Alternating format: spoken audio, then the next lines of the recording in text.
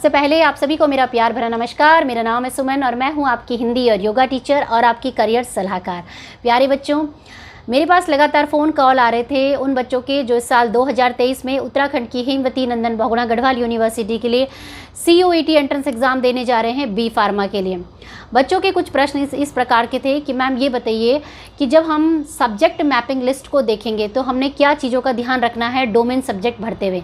इसके अतिरिक्त कुछ बच्चों के प्रश्न इस प्रकार के थे कि मैम सीटें कितनी है हमारे पास, और उत्तराखंड के तो 3 कैंपस है, श्रीनगर, टिहरी और पौड़ी, तो किस कैंपस में ये बी फार्मा का कोर्स चल रहा है, कट ऑफ कितनी जा रही है मैम, हॉस्टल की फैसिलिटी है या नहीं, और मैम ऐसा सुनाई दे रहा है कि जो 2022 का जो सिलेबस था और जो 2023 का सिलेबस है उसमें थोड़ा सा अंतर है।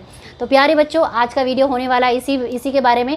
इसके साथ साथ ये कहना चाहूँगी, जो भी बच्चे उत्तराखंड की हेमवती नंदन बहुगुणा गढ़वाल यूनिवर्सिटी से कोई भी UG PG कोर्स कर रहे हैं, BEd MAd कोई भी कोर्स कर रहे हैं, वो मेरे चैनल को सब्सक्राइब करके जा सकते हैं, क्योंकि मैं अपने इस चैनल के माध्यम से HNV गढ़वाल यूनिवर्सिटी की जितनी भी अपडेट्स होती है, DLED की कोई भी अपडेट होती है, या जो भी उत्तराखंड में कोई परीक्षा हो रही है, मतलब अभी तो मेरा चैनल स्टार्ट ही हुआ है तो परीक्षा हो रही है, उसकी सारी अपडेट आपको देती रहूँगी। ठीक है, तो जुड़े रहिए मेरे साथ इस वीडियो में शुरू से लेकर अंत तक। चैनल पे नए हैं तो सब्सक्राइब कर ही लीजिएगा अगर अच्छा लगता है, आपको रिलेवेंट लगता है।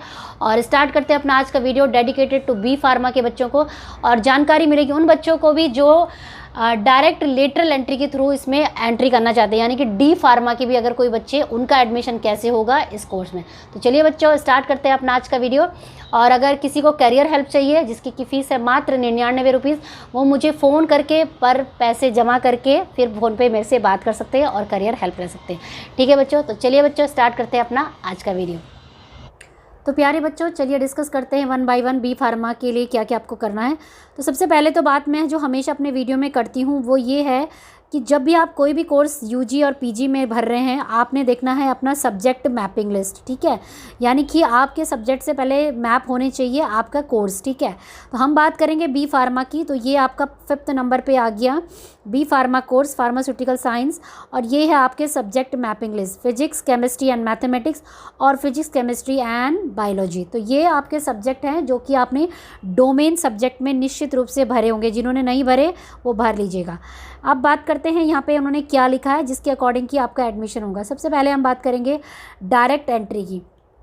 तो देखिए, डायरेक्ट एंट्री के लिए उन्होंने बोला है कि for B pharma first semester as पर B pharma course regulation 214 number इतना इतना, candidate shall have pass 10+2 examination conducted by the respective state central government authorities recognise as equivalent to 10+2 examination by the Association of Indian University with English as one of the subject and physics, chemistry, mathematics, biology as a optional subject individually।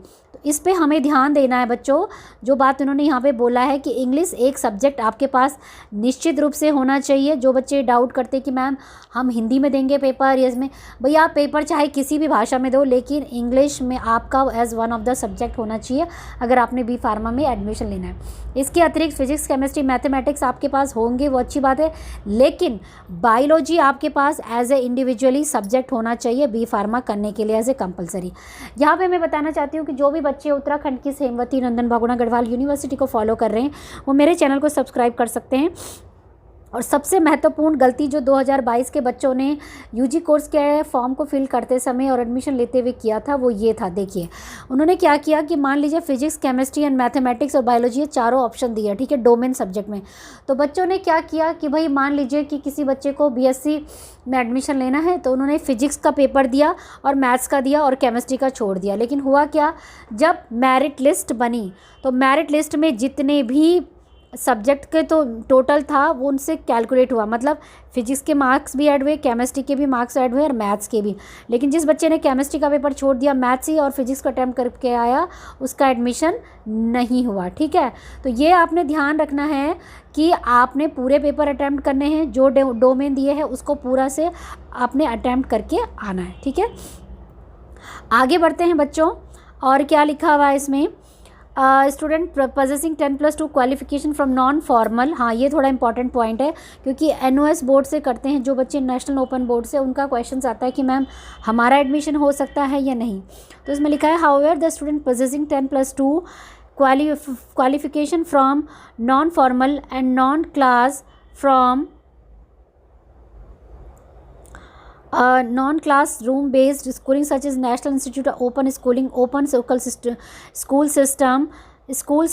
shall not be eligible for admission B Pharma course। मतलब कि साफ साफ बोल दिया है उन्होंने कि भाई जिन्होंने B Pharma करना है NOS बोर्ड से अगर किसी की 10+2 है तो उनका एडमिशन नहीं होगा, ठीक है। इसके अतिरिक्त एनी अदर क्वालिफिकेशन, अगर कोई और इक्विवेलेंट क्वालिफिकेशन आपके पास है जो कि फार्मेसी काउंसिल ऑफ इंडिया द्वारा अप्रूव है और आपकी उम्र 17 ईयर्स के बार ब्रैकेट में आती है 31 December of the year admission of the course, तो भी आप इस बी फार्मा के कोर्स में एडमिशन ले सकते हैं, ठीक है। नेक्स्ट है, बच्चों ने पूछा है कि भाई लेटरल एंट्री का क्या होता है। जैसे कुछ बच्चे ऑलरेडी डी फार्मा कर चुके होते हैं और आगे अपनी क्वालिफिकेशन बढ़ाना चाहते हैं, मतलब डिप्लोमा फार्मेसी करते हैं, तो देखिए उनके लिए भी एंट्री का प्रोसीजर है, इसमें बहुत ही आसान है। सीधा उन्होंने बोला है a pass in D pharma course from an institution approved by the pharmacy council of India under section 12 of pharmacy act. तो आपका ये डी फार्मा का कोर्स कंप्लीट होना चाहिए और उसी के बेसिस पे आप भी बी फार्मा के लिए अप्लाई कर सकते हो, ठीक है। तो ये चीज़ें हो गई है और सब्जेक्ट आपके केमिस्ट्री एंड बायोलॉजी फार्मास्यूटिकल वालों के लिए कंपलसरी है। तो ये है बच्चों आपका सब्जेक्ट मैपिंग लिस्ट। नेक्स्ट आगे वीडियो में हम बात करेंगे कि भाई आपका एग्ज़ाम पैटर्न क्या होगा, ठीक है। एग्ज़ाम पैटर्न क्या होगा, कितने क्वेश्चंस आएंगे और बच्चों की जो फ़ीस है वो कितनी होगी और कितने सीटें हैं, तो उसके लिए आपको मैं आगे वाले वीडियो में लेके जाती हूँ। आगे बढ़ते हैं बच्चों और जानते हैं कि अब आगे आपने पढ़ना क्या क्या है। तो देखिए पढ़ने की अगर बात करूँ तो उन्होंने, जैसा कि आपको पता है कि आपने डोमेन सब्जेक्ट भरे थे, तो इन्होंने बोला कि as per class 12 syllabus only, तो मतलब जो भी क्लास 12 का सिलेबस होगा वही आपने पढ़ना है, ठीक है। और आपको पता है कि जो पेपर होगा वो CBT होगा, मतलब कंप्यूटर बेस्ड टेस्ट होगा, सामने कंप्यूटर होगा और आपको उसी पे आंसर करना होगा। पेपर की जो क्वेश्चंस होंगे वो multiple choice question, objective type question होंगे, मतलब एक प्रश्न होगा उसके 4 विकल्प आपको दिए जाएंगे, जो जैसे आप OMR शीट पे करते थे ना कि काले गोले बना देते थे, तो इसी तरीके से आपने कंप्यूटर पर करना है, टिक करना है और अपने आंसर को सबमिट करते रहना है, ठीक है।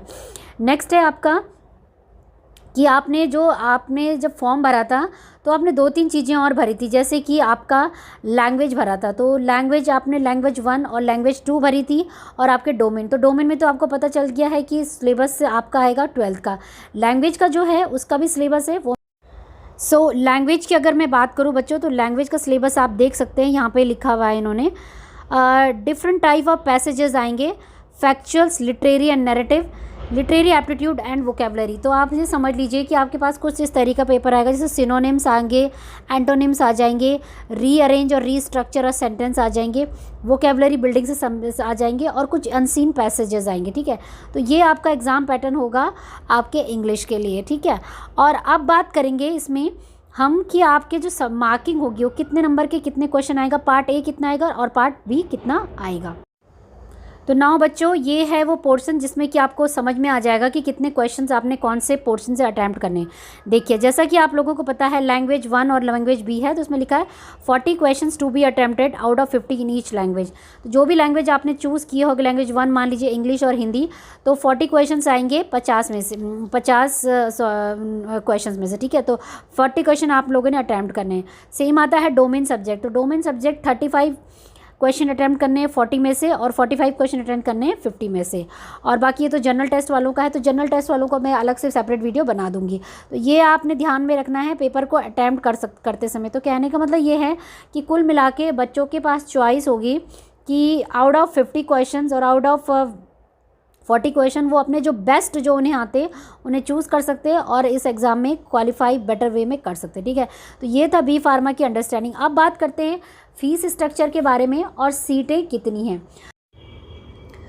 तो फीस की अगर मैं बात करूं बच्चों, जो उनके प्रॉस्पेक्टस में शो हो रही है वो यही है और जो मैंने चेक भी किया है, तो 25,000 रुपये पर सेमेस्टर आपके फ़ीस है, और जिसमें कि सिक्योरिटी डिपॉजिट आपका 5,000 का होगा।